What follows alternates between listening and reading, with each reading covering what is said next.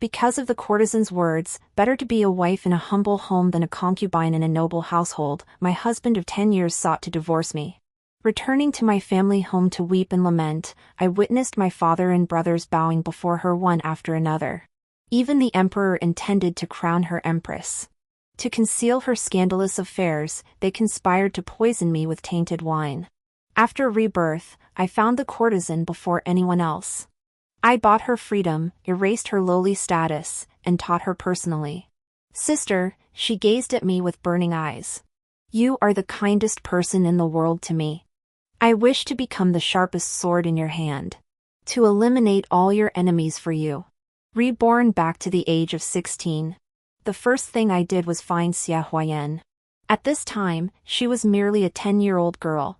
Dusty and disheveled, thin and gaunt, only a pair of star-like, fiery eyes hinted at the peerless beauty she would one day possess. The madam pinched her lower back with just the right amount of force. She immediately knelt down with a thud, understanding the hint, and banged her head firmly on the ground several times.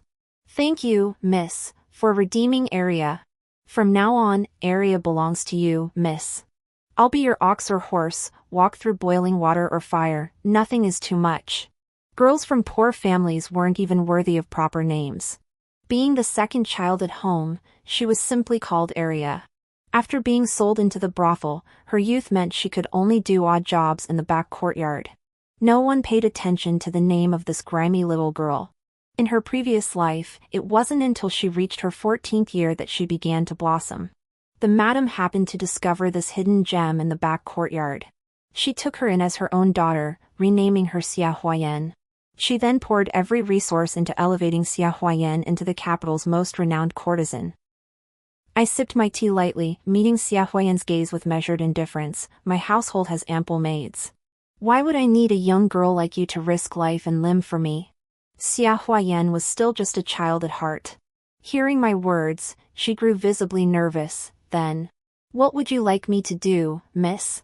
She was quick-witted, at least. I smiled softly, leaning down to touch her sallow little face. I need a younger sister. Would you like to be my sister? Xia Huayan's eyes widened. Her bright, clear dark eyes reflected nothing but confusion and astonishment. The madam, seeing her dazed expression, shot her a fierce glare.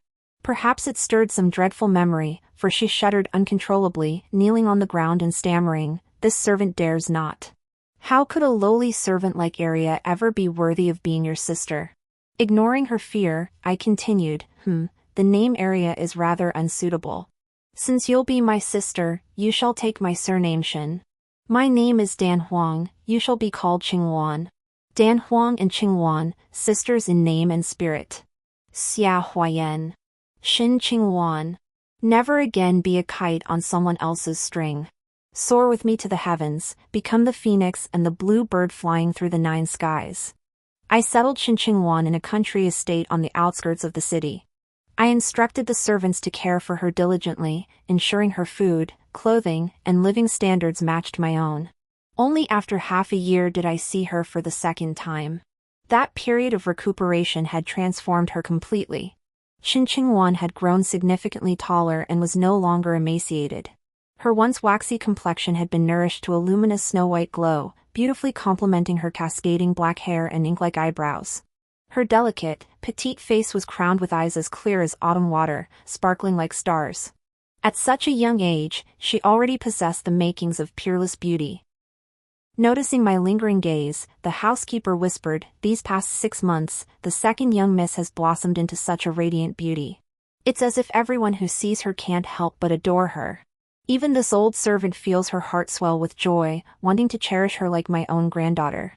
Shen Qingwan possessed a unique magic. It made people irresistibly drawn to her, irresistibly captivated and enamored by her, until they willingly offered everything they had for her. In my past life, when I learned my husband had changed his heart and sought to bring a courtesan into our home, I seethed with indignation. I wondered what heavenly beauty had descended to earth to entice him to abandon a decade of marital devotion and cast me aside. Yet upon seeing her with my own eyes, not a trace of resentment remained. Even I found her pitiable, how much more so the old servant. Spotting me approaching from afar, Shen Qingwan's eyes lit up as she scampered forward to greet me. "Sister, you've finally come to see me. Though I hadn't set foot in the villa these past 6 months, I'd send her a letter every single month without fail. Shin Ching-won would also ask others to send me letters, sharing amusing little stories from her life. Through these exchanges, we'd grown much closer. She was still so childlike. Shin Ching-won fluttered into my arms, her eyes sparkling as she looked up at me. Like a stray puppy fed once, she could recognize her chosen master across 1,000 miles. Holding her hand, I shared some heartfelt words before slowly saying, "Your health has mostly recovered now. It's time to ask tutor Ma to teach you the principles of conduct and etiquette." Shin Ching-won paused, then timidly asked, "What would you like me to learn, sister?" "Etiquette and decorum, household management and accounting, culinary arts and needlework, music, chess, calligraphy, and painting." I replied calmly, "None of these subjects expected of a young lady of noble birth should be neglected. If you truly wish, even the 4 books and 5 classics, archery, and martial arts can be mastered." Shin Ching-won lowered her head, silent. After a long moment, she lifted her head, her eyes slightly reddened. "Sister, why are you so kind to me?" "Indeed, why?" Children from poor families often grasp things early. Though only 10, Shin Ching-won understood that nothing comes for free. If I couldn't untangle the knot in her heart, she'd likely remain in constant fear and anxiety. I looked straight into her eyes and spoke slowly, "I have several enemies. I long to devour their flesh and sleep upon their skins, to tear them limb from limb. But I still lack a blade worthy of the task." "Ching-won, do you understand what I mean? If she refused at this moment, today would be our last meeting. I would give her a sum of silver and send her far from the capital, ensuring she never set foot in the capital again for the rest of her life. Never again having the slightest connection to those from her past life." But Shin Ching-won didn't. Her small hand grasped my fingertips. "Sister," she said, her eyes burning, "you are the kindest person in the world to me. I wish to become the sharpest sword in your hand. To eliminate all your enemies for you." I couldn't help but laugh. "Why didn't you ask me why I chose you over anyone else?" Shin Ching-won shook her head. "Ching-won doesn't care about the reason. Being chosen by sister is the luckiest thing that ever happened to me. If sister hadn't saved me, I might have died in the drunken dream pavilion long ago. So, being able to help sister in any way makes Ching-won very happy." I hired 4 of the finest female tutors for Shin Ching-won. In my spare time, I often visited the villa to personally guide her studies. She applied herself with great diligence. Within just over a year, her bearing and demeanor began to reflect the grace of a noble lady. When Shin Ching-won was 12 and I was 18, an event occurred. I broke off my engagement to Gu Changfeng. It was a betrothal arranged since infancy, a bond forged over a decade of childhood friendship, a match made in heaven between a noble lady and the son of a military family. All in the capital had admired and praised it. On the day I ended the engagement, everyone was astonished. Gu Changfeng knelt outside my courtyard all night. His eyes were bloodshot, stubbornly demanding a trivial sense of justice. "Dan Huang, why?" "Yes, why indeed? In my previous life, after we married, we were once an enviable divine couple.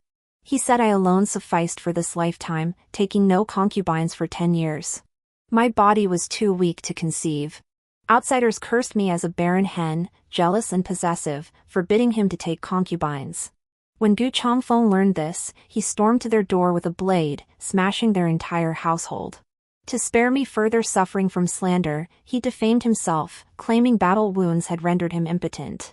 Back then, he was just like the Gu Changfeng kneeling before me now. His heart and eyes held only me, as if he longed to tear out his very soul and offer it to me. But after meeting Xia Huayuan, everything changed. Huayuan said she'd rather be the wife of a humble man than the concubine of a noble house. Besides, I couldn't bear to see her suffer. When Gu Changfeng spoke of Xia Huayuan, his face softened with tenderness. But when his gaze fell upon me, that smile froze abruptly, leaving only cold indifference. "Shin Dan Huang, we shall part ways henceforth, each finding our own happiness. Do not cling to me any longer. And do not take your anger out on Huayuan.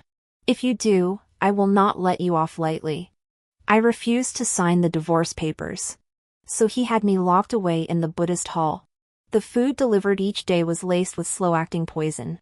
It left me dazed at times, and at others, raving like a madwoman. He intended to slowly poison me to death, so he could marry Xia Huayuan as his legitimate wife without reproach. Had I not found an opening to escape the general's residence, I likely wouldn't have lasted 3 months, dying silently in that Buddhist hall. Later, when Xia Huayuan was to be crowned empress, it was Gu Changfeng who declared, "Dan Huang is intensely jealous. If she remains, who can guarantee she won't slander a Yuan's reputation in the future?" So he conspired with my father and brothers to force me to drink a cup of poison wine. To watch me suffer agonizing death as my intestines rotted and my stomach tore apart. Back then, didn't I ask why? Over and over? Why did he suddenly change his heart? Why did he not only cast me aside like a worn-out shoe, but also slander my character so viciously? Why did he seek to exterminate me completely? But in this world, there are never enough answers to the whys. I only know he betrayed me and wounded me. In this life, we are no longer the innocent, devoted couple. We are only mortal enemies, locked in an unending feud. Gu Changfeng kept vigil outside my courtyard for 3 days and nights. After 3 days, he requested to leave the capital and guard the frontier. People said he was broken-hearted. Only Shen Qingwan, upon hearing the news, ate 2 extra bowls of rice in delight. Sister is the finest woman in the world. That worthless man? He was never worthy of her. I say this annulment was absolutely brilliant. 2 more years passed before I finally witnessed Shen Qingwan's coming-of-age ceremony. I arranged a new identity for her. My maternal family were imperial merchants, renowned as the wealthiest in the Jiangnan region. My maternal grandfather had few descendants, with only my mother as his daughter. After mother passed away early, my grandparents showered all their love upon me. I corresponded with them in advance. I arranged for Shen Qingwan to assume the identity of a distant cousin. This cousin had lost both parents young, left utterly alone. She had journeyed to the capital specifically to seek refuge with me. She would arrive at the estate within days. The day before Shen Qingwan entered the estate, I shared a rumor with her. Having been confined to the inner quarters for so long, she knew little of the outside world. At the mention of urban legends, she perked up instantly. I told her of a noble woman in the capital. She and her husband had shared deep affection for years, yet he suddenly sought to divorce her and marry a courtesan. After returning to her parental home, her father and brothers initially vowed to defend her honor. Yet somehow, they too fell in love with the courtesan. Father and sons came to blows, and the scandal reached the imperial court. Upon hearing this, the emperor grew curious about the courtesan's extraordinary beauty and summoned her. He fell instantly in love and sought to make her his consort. Shen Qingwan gritted her teeth in fury, snapping, "That courtesan is utterly vile. She went and ruined a perfectly good marriage." I smiled and replied, "How do you know she ruined it deliberately, rather than being forced into it?" Shen Qingwan stared at me, wide-eyed and bewildered. So I told her another version of this story. There was once a helpless orphan girl sold into a brothel as a child. Her innate beauty was impossible to conceal. Growing up, she became the renowned courtesan who captivated the capital. The great general of the court fell for her at first sight. But the courtesan knew the general already had a wife and refused to disrupt their union. Yet her lowly status prevented her from refusing outright. So she offered an excuse: she'd rather be a poor man's wife than a nobleman's concubine. Unexpectedly, the general misunderstood her words and divorced his wife for her sake. Upon meeting that noble lady, she felt profound guilt and vowed never to marry the general. But she didn't know. Sometimes, excessive beauty is a curse. This was especially true when one was weak and defenseless. Soon, she was forced to be traded like merchandise between fathers and sons, rulers and subjects. Everyone cursed her as a demon who brought ruin to the nation. Yet from beginning to end, she never had a choice. What happened next? Shen Qingwan listened, utterly captivated. Later, a prince from a neighboring kingdom saw her during a diplomatic mission. Upon returning home, he mobilized his entire nation's forces, vowing to win the beauty's hand. Both countries were ravaged. To end the war, she chose to hang herself. In my past life, after death, my soul did not dissipate. I wandered the mortal realm for decades. Only after witnessing Xia Huiyan's fate did rebirth finally come. I thought my own life had been wretched enough. Yet Xia Huiyan's fate was no less tragic. Caught between a father and son vying for her, she became the capital's greatest laughingstock. Everyone branded her a harlot, a demoness. And the current emperor? He was already 67, old enough to be her grandfather. Her lowly status and ruined reputation even after entering the palace, despite enjoying the emperor's favor, she faced constant bullying and ridicule. Only in the moment she hanged herself did she finally taste true freedom. Shin Qingwan pondered for a moment before suddenly realizing, that doesn't add up, sister. Though I rarely leave the estate, if we were at war with a neighboring country, such monumental news would surely be discussed among the household. I smiled faintly and replied, "Ah, I was teasing you. This isn't a true story. It's merely a popular tale circulating in the capital lately." "But Qingwan, have you ever considered," my smile vanished abruptly as I shifted the conversation. "Why, upon hearing this story, was your first thought that the courtesan was a wicked woman?" Clearly, in this tale, the husband who casts off his wife without cause shows cruelty, father and son fighting over a courtesan shows neither kindness nor filial piety, their plot to harm the noble lady betrays both righteousness and brotherly duty, the emperor and his minister vying for a woman, it hardly befits a sovereign. Meeting Shin Qingwan's bewildered gaze, I continued slowly, a defenseless courtesan. These powerful men desired her, she had no means to resist. Yet in the end, she alone bears the shame. The men who profited all vanished without a trace. Don't you think this is utterly unjust? Shin Qingwan lowered her head in deep thought for a long while. After a moment, she sighed and said, "Sister, you are right. But I still feel that noble lady was truly pitiful. Had it not been for the prostitute, she never should have met such an end." Who could disagree? Yet, why must noble women and prostitutes be seen as opposites? They are both victims of these men's lust. Why can't they unite to overthrow these unfaithful, unfilial, unrighteous beasts? Men love to divide women into two types, one is the gentle, virtuous wife and mother, the other, the alluring, promiscuous courtesan. Through this division, they pit women against each other, to fight, to belittle, to resent. All to gain more advantage and crush the other. Whether virtuous wife or courtesan, they must pour every ounce of themselves into pleasing men. Yet it was these very men who initially dragged them into this quagmire.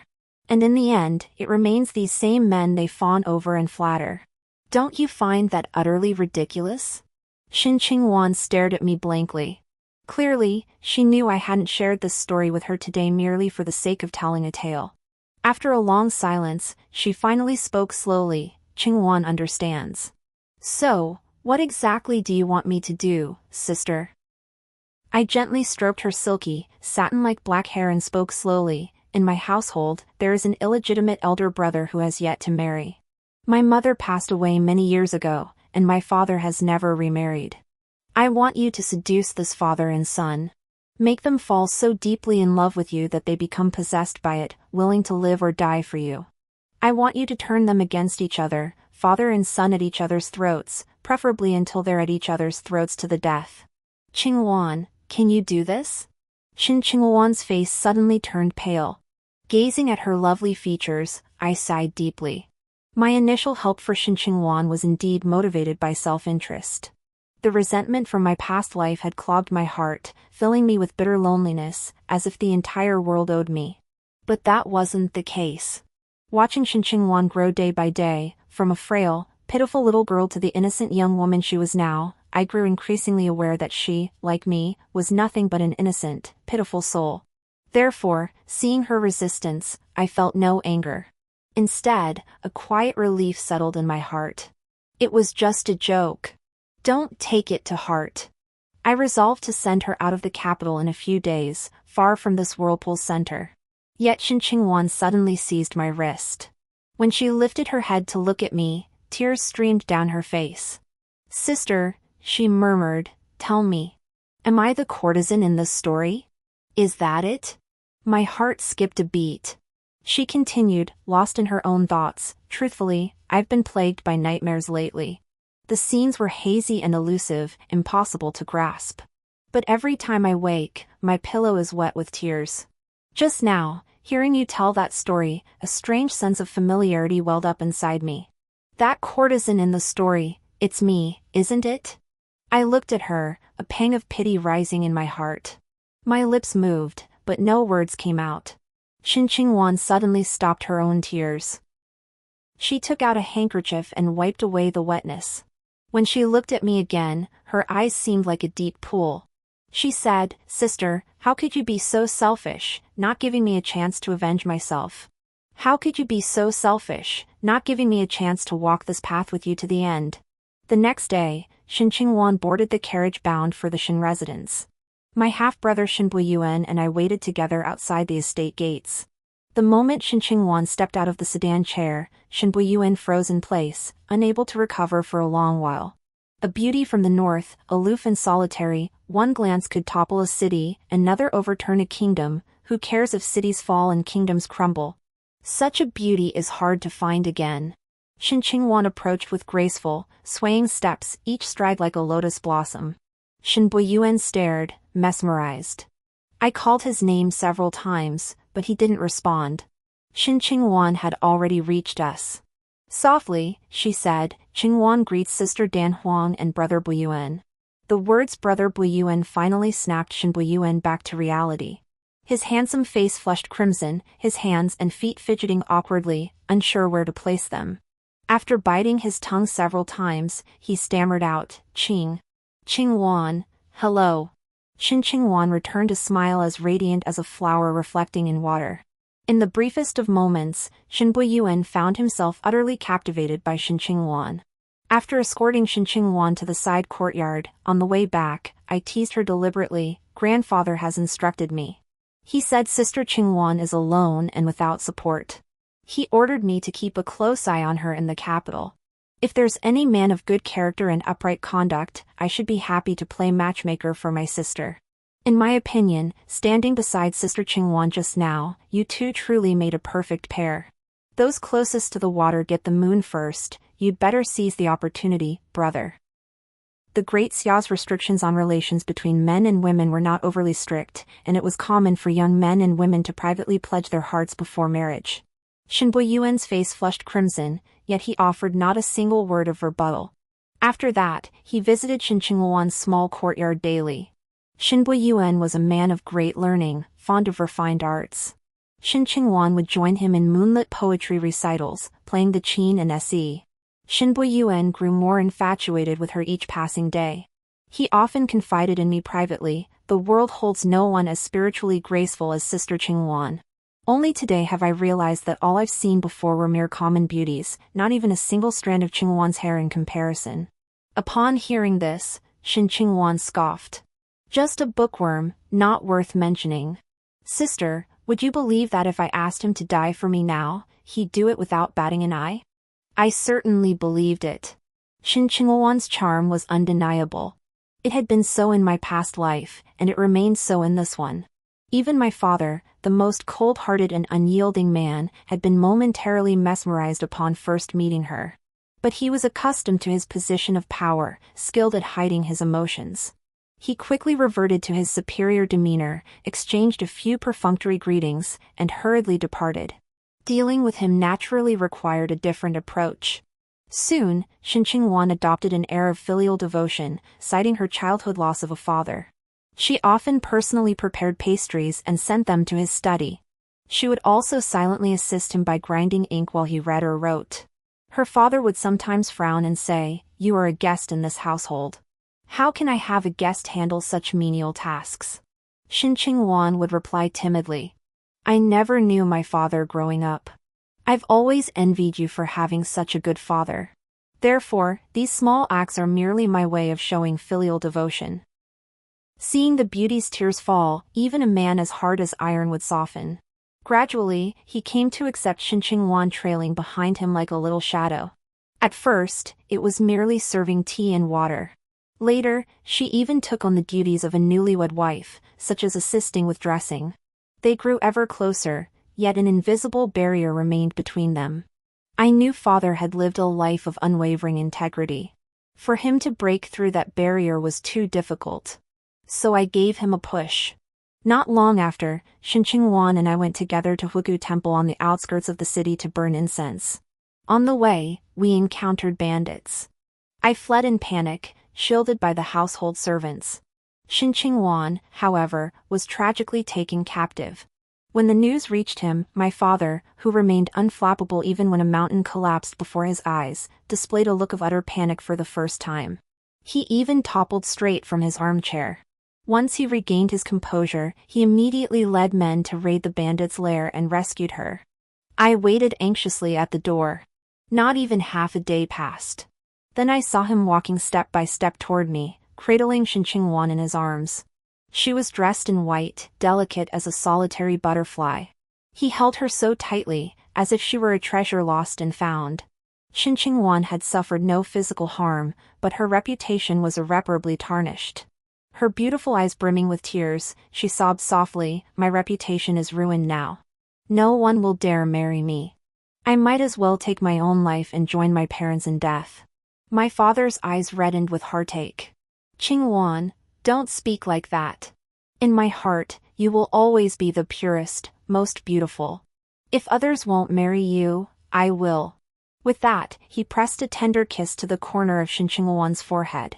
This ordeal has finally made me realize. I simply cannot bear the thought of losing you. Chingwan, marry me. I will give everything I have to make you happy. The shameless old man, thick-skinned as ever. I rolled my eyes heavenward. Shinchingwan's expression also faltered for a moment, but she still complied with a soft yes. Then she fainted weakly into the man's arms. Shinbuyuan had only been away studying for 2 months. Upon returning, he learned his beloved would become his stepmother. He was overcome with urgency, anger, and grief. I added fuel to the fire. Sister Chingwan clearly didn't want this. The day father proposed, she fainted on the spot. Chingwan lost her father at a young age and revered him like her own. I never imagined father would do such a thing. Upon hearing this, Shinbuyuan urgently pulled me close and asked, "Is this true? Was she truly unwilling?" "Absolutely true." My face etched with sorrow, I drew a sachet from my bosom. "This was specially obtained for you by Sister Chingwan when we visited the National Temple that day. During your travels abroad, she lost all appetite, worrying for you day after day. Could you truly be so oblivious, brother, as to remain utterly unaware of Sister Chingwan's feelings?" Shinbuyuan stiffened. Sister Chingwan truly. But then, an even deeper sorrow welled up within him. I seized the moment to say many things designed to drive a wedge between him and our father. Of course, this alone was far from enough. Shinbuyuan soon received another thunderbolt of a piece of news. His birth mother, Aunt Li, who had accompanied our father for nearly 30 years, was now weeping bitterly as she poured out her grievances to her son. She claimed the Marquis had been bewitched by some enchantment, declaring he would remain devoted to the new wife for life.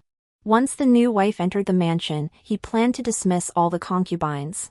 Poor her, she had served the Marquis for decades, even bearing his only legitimate eldest son, only to face the humiliation of being cast out. If word got out, she'd be ruined. She might as well find a rope and hang herself. Father wouldn't make such a decision without reason. It was merely because Shinchingwan shed a few tears and voiced her insecurities. To comfort her, he resolved to dismiss all the concubines from the Marquis's household. This even included Auntie Li, who bore the eldest son and had served faithfully for years. Her beloved was snatched away. Her own mother was ruthlessly cast aside. For Shinbuyuan, nothing could be more devastating than the sky falling. I also bribed the servants and maids around him, having them whisper words of discord in his ear daily. Soon, Shinbuyuan's hatred for his father ran deep to the bone. The final straw came just before Shinchingwan's wedding day, when she wrote him a suicide note. In her heartfelt words, she poured out her love. She declared she had chosen Shinbuyuan for life, vowing to marry no other. Forced by the Marquis, she, an orphaned girl, could offer no resistance. "If Brother Buyuan still holds a shred of affection for me, bring me a cup of poisoned wine. On my wedding day, I shall meet my end." Shinbuyuan read the letter through reddened eyes. Afterward, he indeed procured the poison. However, instead of delivering it to Shin Ching-wan, he slipped it into his father's daily tonic. His intestines rotted, his bowels tore, blood poured from his 7 orifices. Before a stick of incense burned out, he breathed his last. His father was a high-ranking minister, the hereditary Marquis of Chang'an. His sudden death sent shockwaves through the court and the realm. The Ministry of Justice and the Supreme Court of Justice joined forces in the investigation, swiftly taking Shin Buyuan into custody. A son killing his father. Such an unthinkable act of treason soon reached the emperor's ears. The entire capital was abuzz with outrage. At this critical juncture, Shin Buyuan finally acted like a man. Had it been known he killed his father for Shin Ching-wan, she would have faced universal condemnation. Thus, even as 18 tortures were inflicted upon him, he stubbornly insisted it was his own lust for power that drove him to murder his father and inherit the title. After all, his father had only him as an heir. With his father dead, he was the unquestioned successor. Shin Buyuan instantly became a beast reviled by all, a heartless bastard. The emperor sentenced him directly to Ling Qi. The executioner cut him 782 times before he finally drew his last breath. Since Shin Ching-wan entered the mansion, barely 5 months had passed. My father and brother had perished one after another. And both had died so horribly. That's why they say a gentle blade cuts through the soul with every stroke. The culprit herself showed no remorse, even seeming to relish the misfortune. She wore a simple white robe, her hair gathered into a modest bun adorned with a pure white camellia. The mourning attire did nothing to diminish her beauty. Instead, it lent her an air of sorrowful elegance, making her appear all the more captivating.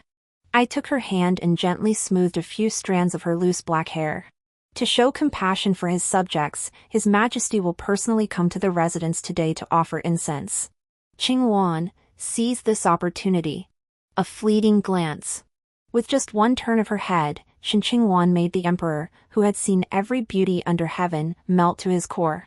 What was meant to be a brief incense offering to honor his subjects turned into an unprecedented stay at the residence.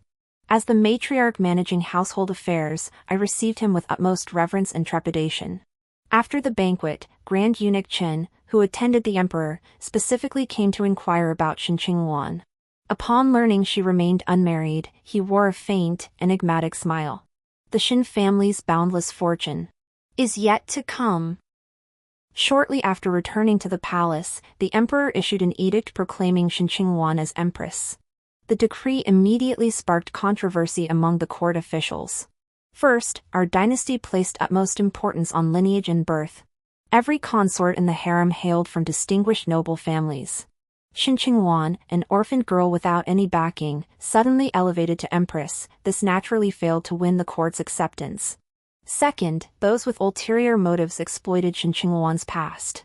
They claimed she had caused the deaths of her parents shortly after birth, and now, shortly after becoming a guest in the Shin household, such a tragic incident had occurred.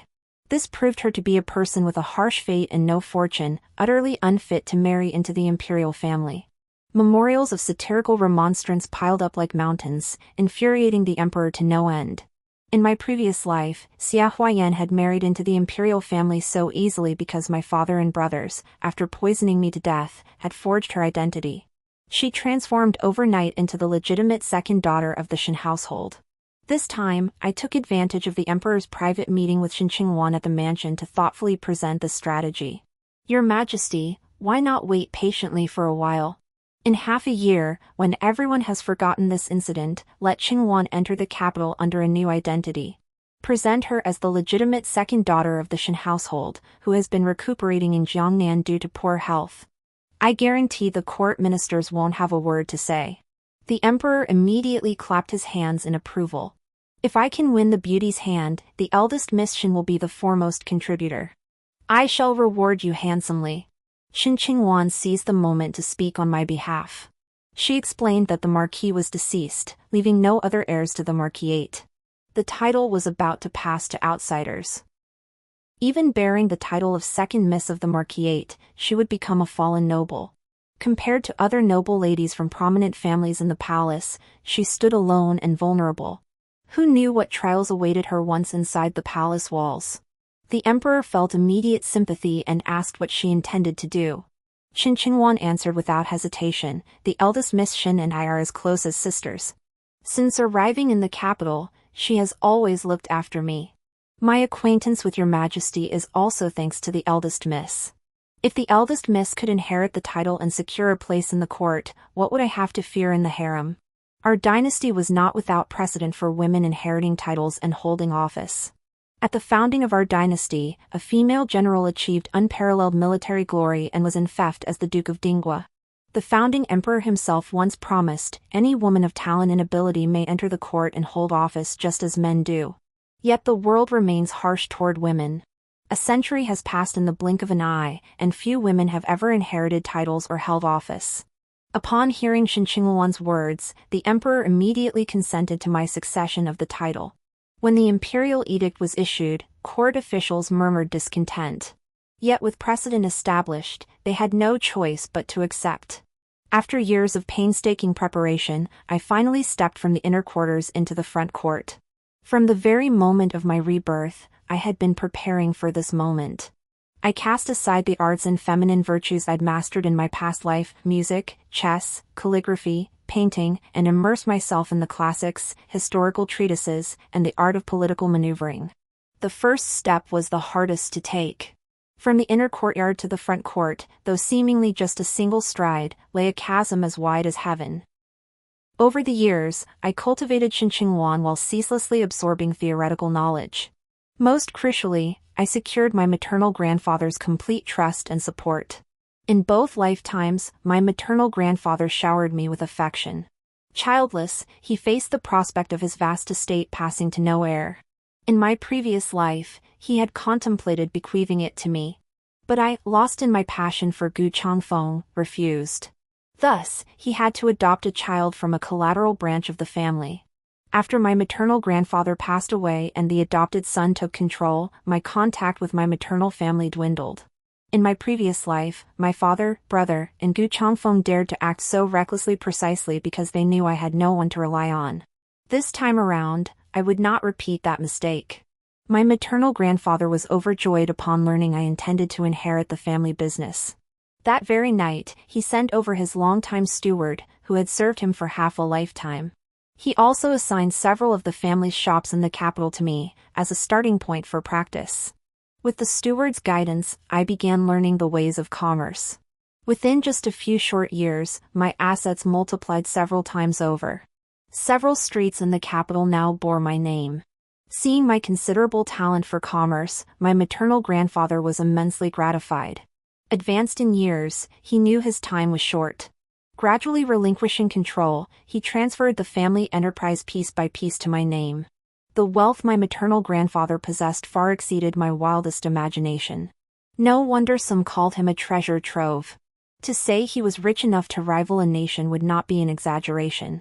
Leveraging this staggering fortune, I forged a smooth path forward. Eunuchs and palace maids within the imperial court, powerful ministers and influential officials in the government, minor officials of all ranks, seemingly insignificant yet capable of crucial assistance at pivotal moments, talented scholars from humble backgrounds with no avenue for their talents, common folk displaced by natural disasters and human calamities. This money flowed precisely where it needed to go. My title as Marquis of Chinen, the power of money, Shin Qingwan's constant advocacy for me within the palace, and my own strategic acumen. In just 5 short years, my reputation, influence, and status reached their zenith. I became the first female chancellor since the founding of the dynasty. The emperor trusted me implicitly. Had it been anyone else, he might have feared their achievements would overshadow his own. But I was merely a woman. Throughout history, women had held official positions, yet none had ever ascended the imperial throne. Thus, compared to other officials, the emperor placed greater trust in me. But he did not know. What I sought was never merely to be second only to the emperor. Having poured my heart and soul into reaching this point, how could I possibly be content to stop here? The greatest obstacle blocking my path is my husband from my previous life, General Gu Changfeng, who commands 100,000 troops. Though most civil officials in court are loyal to me, my own military forces are meager. Without military might, how difficult it is to rise up. Though I possessed immense wealth, I secretly funded private military training. But building an army is no overnight feat. I had assumed it would take decades to fulfill my ambitions. Yet what I never anticipated was this: the very night Gu Changfeng returned triumphant from the frontier, he knelt once more before my courtyard gate. Dan Huang, I remember everything now. You've been reborn too, haven't you? That's why you chose to break off our engagement this lifetime, right? I was startled. Who could have imagined Gu Changfeng had also awakened memories of our past life? In that previous existence, shortly after my death, Gu Changfeng, as if seized by madness, suddenly remembered my virtues. He took a harem of concubines, each bearing some resemblance to me, making me sick to my stomach. Dan Huang, please give me another chance. If you can forgive me, I'll do anything. Forgive him. Of course I forgave him. He'd reformed, how could I possibly refuse? 2 years after we reunited, my agents had infiltrated the Gu family army completely. Under my encouragement, or perhaps instigation, Gu Changfeng raised his banner in rebellion. Xin Qingwan joined him from within the palace walls. Within days, the imperial city fell. Stepping into the golden hall, Gu Changfeng sighed deeply. Dan Huang, once I ascend the throne, I shall crown you empress. Whether in this life or the last, you are my one and only wife. I swung my hand, plunging the dagger into his heart. Meeting Gu Changfeng's stunned gaze, I stepped forward, one step at a time, toward the supreme throne. Gu Changfeng did not die. After 2 lifetimes as husband and wife, how could I grant him a swift end? Of course I would keep him alive, to kill him slowly. Before he endured every form of torture, I would never let him die easily. After all, as a traitor who plotted to usurp the throne, he deserved to be executed by all. During the palace coup, Xin Qingwan took advantage of the chaos to poison the emperor's wine and retrieved the imperial seal hidden in his secret chamber. She swept her sleeve to draft an abdication edict. Seal affixed, the matter settled. The late emperor, acknowledging his moral failings, willingly relinquished the throne to me. The ministers declared my suppression of the rebellion merited this rightful succession. They pleaded 3 times for me to accept the abdication decree. After 3 refusals, I was compelled to don the imperial robe and ascend the throne. As for Xin Qingwan, she was elevated to Empress Dowager. This path, we walked hand in hand to its very end. On the eve of my coronation, I recalled that soul-shaking glimpse from before my rebirth. I saw our world was but a storybook. As the heroine of this story, after my unjust death, each of those men awoke to their mistakes, consumed by unbearable grief. In the narrative, my reborn self began battling the malicious female supporting character, Xia Huayan, against heaven and earth. From competing in beauty to talent, then scholarship, then fertility. Ultimately, I defeated Xia Huayan. I became my father's dutiful daughter, my brother's devoted sister, and my husband's exemplary wife once more. As for the malicious supporting character Xia Huayan, she was sold into the lowest brothel, where she was abused to death. Between these 2 lives, she and I each met a wretched end. Yet the men who watched our struggle unfold lost nothing. No. That was absolutely not the future I desired. So, when I opened my eyes again, I chose another path. A path where Xia Huayan, or rather, Xin Qingwan, and I would advance and retreat together. We would never be puppets on strings in someone else's hands. In this life, we would only be the soaring phoenix and the soaring magpie. The heavens and earth are vast, we would roam freely. The end.